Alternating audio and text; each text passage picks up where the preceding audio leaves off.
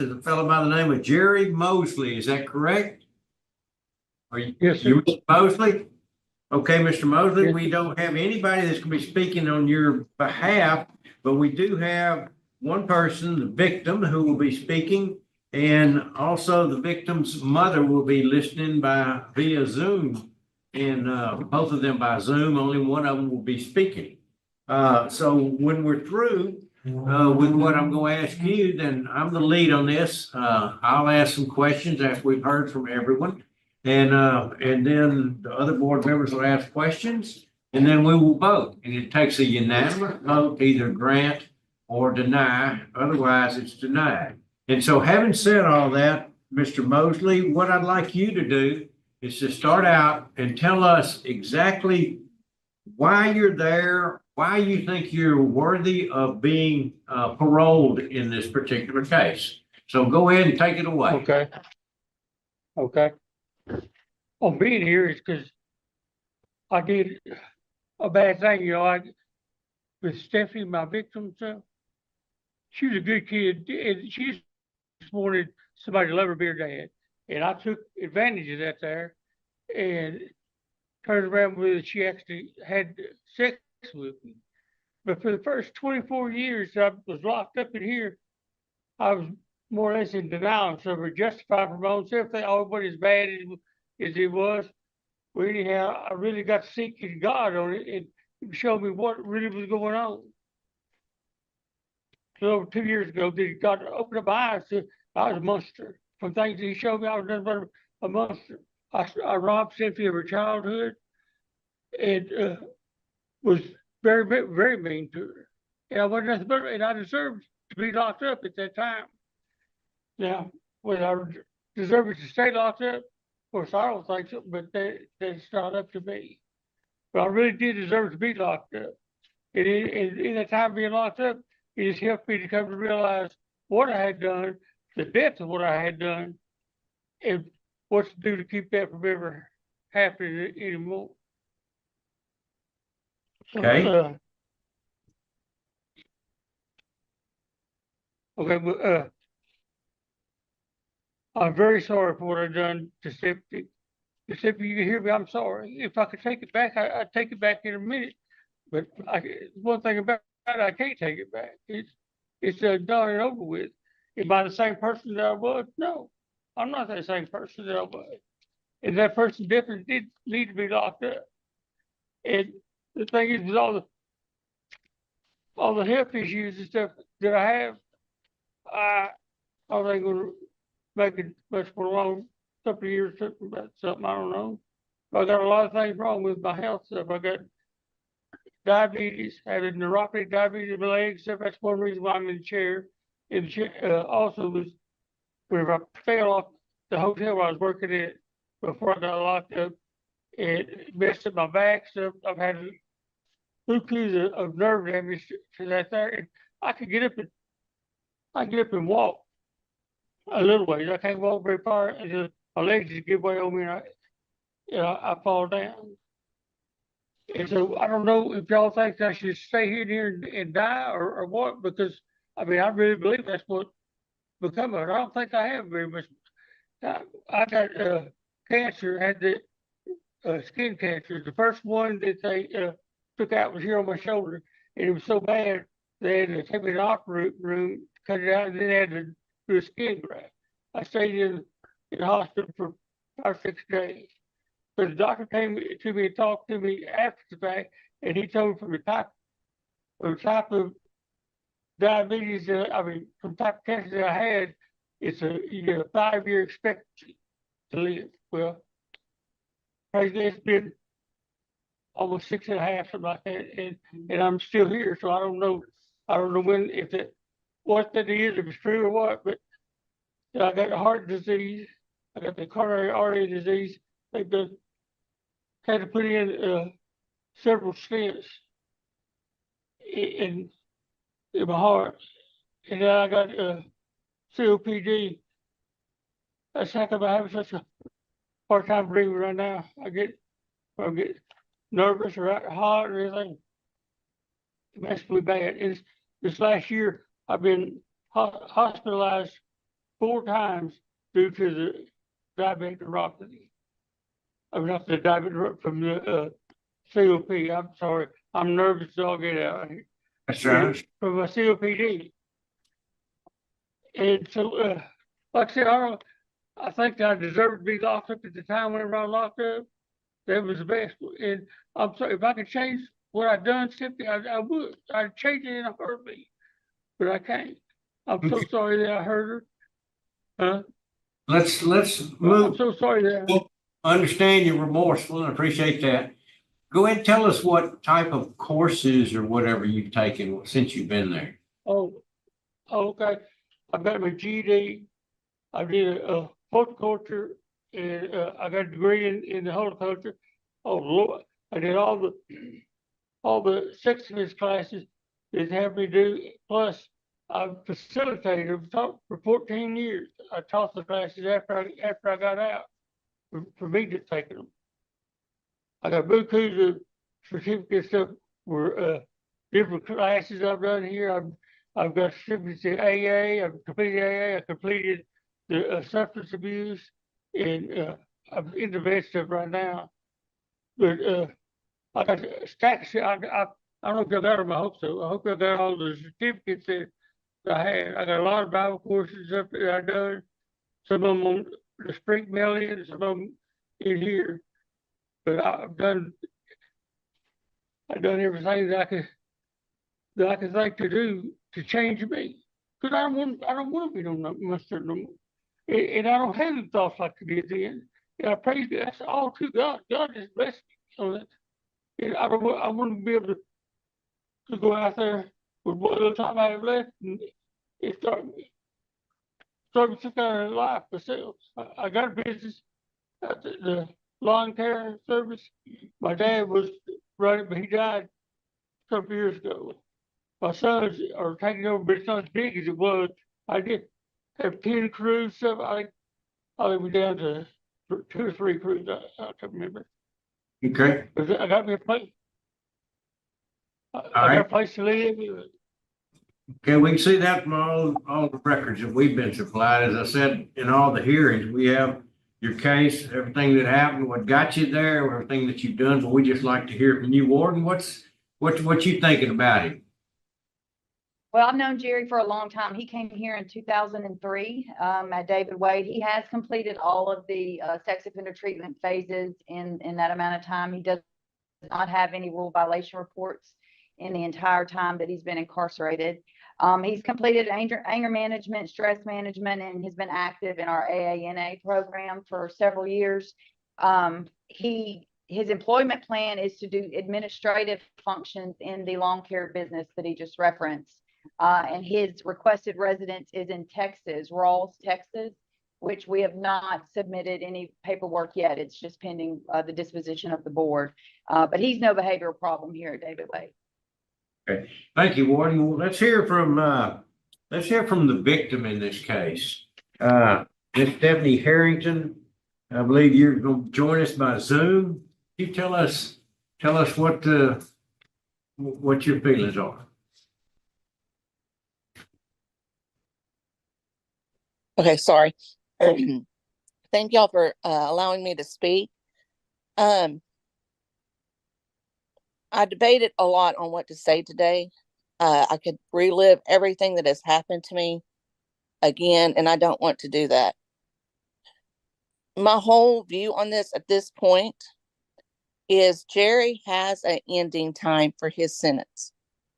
He has a release date. He has an end pencil writing, whatever, of when his sentence is up. I do not. I live with all of this. Every memory, every scar, every emotional tidbit, everything, every day. And I will live with it until I die. It affects every part of my life. It affects my marriage. It affects me raising my kids. It affects my social interactions. It affects every part of my life. And it's something I will live with for the rest of my life. Jerry has always been one that can manipulate anyone. He can say what he feels that everyone wants to hear. He's always been convincing. That's one reason everything happened for as long as it did. All I've heard today is woe is me from him. I do not, as much as I pray he is remorseful, as much as I pray he has seen the light, so to speak, I honestly cannot say that he's being truthful and honest. I cannot feel that because of my history with him. But I feel that he needs to serve his sentence. If he was remorseful, he would not keep putting me through these hearings. That would be the only way I could see him as actually remorseful, is not having to relive this over and over. And so I am, and I will always be against him being released for parole. So thank you, board, for hearing me. Thank you for having the guts to come talk to us. That's it's a stressful thing, and we appreciate that. Okay, now it's time for the board to ask questions, any kind of questions that we might have, since we're concluding this. And as I say before, we had your case, we've had all your certificates and diplomas and all of the information. We've had that for weeks and been able to study that. So we know a lot more about the board, about your particular case, the board knows, than what we've just heard this morning. So rest assured, we've thoroughly thought about this and all. Your case is assigned to me, and so therefore I'll be the lead, and then we'll ask my cohorts here if they would like to have anything to say. All right, let me ask you, how long have you been incarcerated? 26 and a half years. Okay, and what was your sentence? Since 40 years. Okay, it's 40 years. I just wanted to make sure that, because I have all that and I've got it on my piece of paper with my notes, but I just want to hear it from you. So you've served 26 and a half years. So roughly, you've served, I don't know what percentage that is, but a pretty good bit of years. Over half. Over half. Uh-huh. Right. Okay. Let me ask you something. Did you lose your fingers in jail? No, sir. I have never. Well, I fell off of the hotel where I was working at, busted my back up, busted this arm up. So when they did surgery on that arm, the fingers, it just locked down like that. I couldn't get them to straighten up.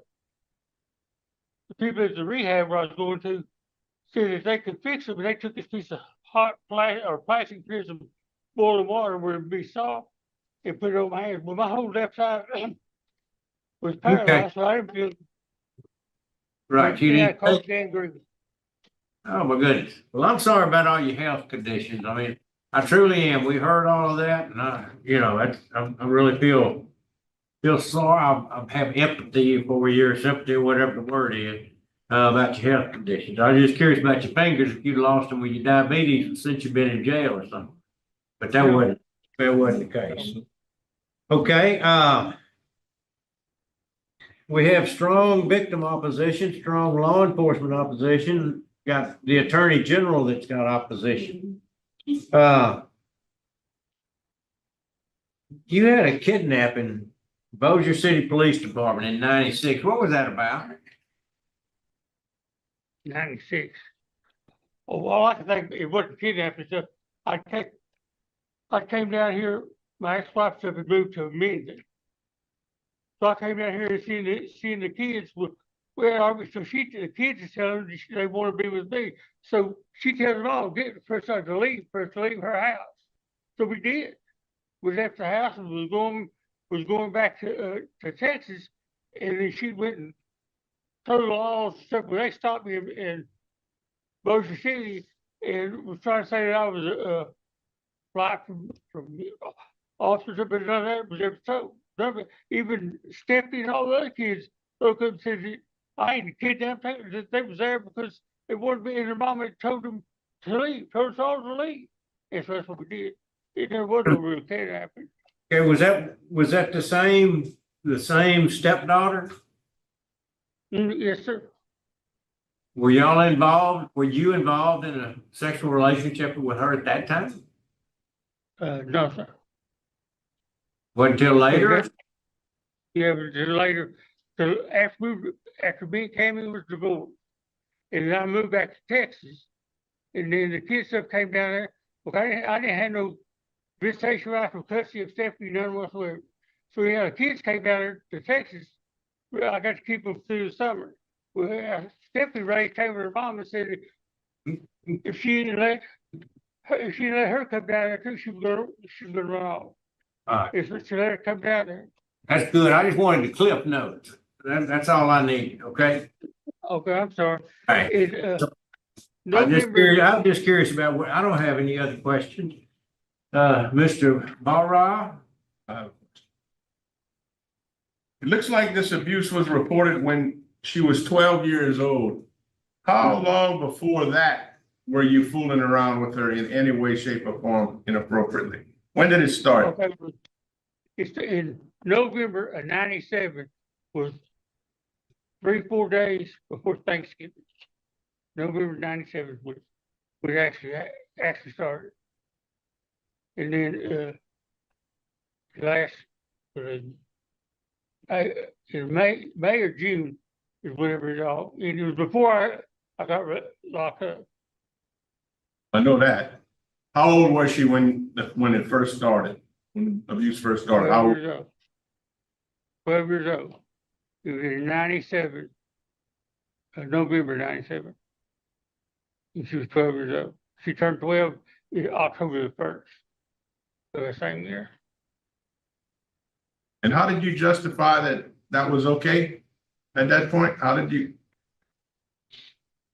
I think I'm ready to all I could figure out was that because I felt like she was willing, that she wanted to do it all stuff.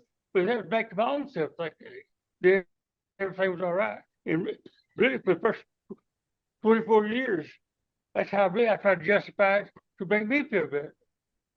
But then whenever I sit down, I really sought God to show me what it was, and that's when I realized that I was a monster. I deserved it to be locked up at that time. And then I took a childhood from her. I hurt her, and I understand that there. I wish I could change it, but I can't. Okay, All right. That's the only questions I have. okay. Ms. Ledoux? No questions, and I think I've asked all the questions I need to. I'm the one that it's assigned to, and so I get to vote first. And I'm sorry about all of your health issues. Truly am. I know that being incarcerated is not the place to be if you got a lot of health issues, not because the staff doesn't do everything they possibly can, but there are limitations on your medical that when you're not out and can go to any doctor you want to. Okay, so I understand there's limitations. They're doing the best job they can, and I'm sure they're doing a good job. So I got to take up for the medical. I also realize you've been in jail a long time, but you have to, considering the victim opposition, considering law enforcement opposition, the AG's opposition, and considering this is the most heinous thing short of killing somebody that you can do when you sexually abuse or any kind of abuse on a little child, that they got to take the rest of their lives. And I appreciate all the work you've done on making yourself a better person. Sorry about your medical. However, I've got to vote to deny your parole this particular time. Ms. Ledoux? I concur with Mr. Prater. I do want to note that you have done well with your GED and being a facilitator, and it's important to continue those positive things.